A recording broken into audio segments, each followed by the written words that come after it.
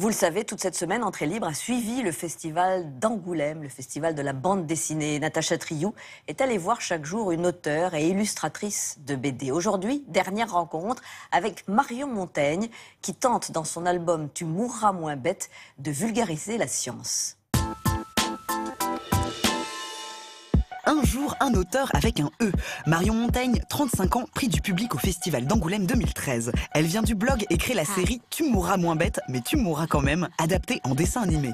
Dans le 9e art, elle invente un genre nouveau, la vulgarisation scientifique, comique et trash.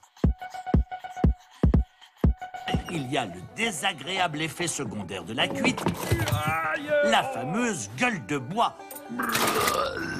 L'humour, c'est la manière la plus simple d'aborder les gens. J'ai un peu un humour noir, j'arrive pas à me soigner. Non, et surtout, l'humour, ça permet de prendre des libertés. Vous pouvez transformer les virus en petits personnages. Résultat, le cerveau se déshydrate et devient sec comme un pruneau. C'est la migraine. Il y a une sorte de peur dès qu'on dit le mot science, ça y est, on va s'ennuyer, on va rien comprendre. Si vous vous êtes marré, je pense que vous retenez mieux et ça vous donne envie d'en savoir plus. Si vous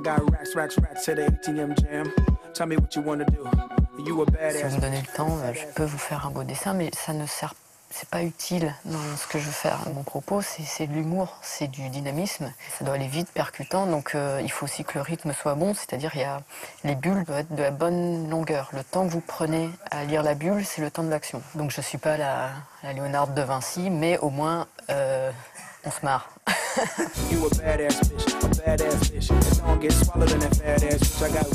J'avais le droit de lire Gottlieb assez tôt. Mes parents avaient des livres aussi qui n'étaient pas trop pour nous, mais qu'on regardait quand même. C'était Réserve, Bretéché.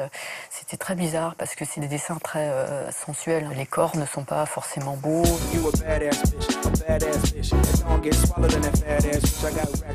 Il y a aussi une part d'imagination dans la science, d'absurde. C'est un domaine qui m'éclate de par sa diversité. J'ai vu par exemple des gens travailler sur des poissons et leur donner de la cocaïne.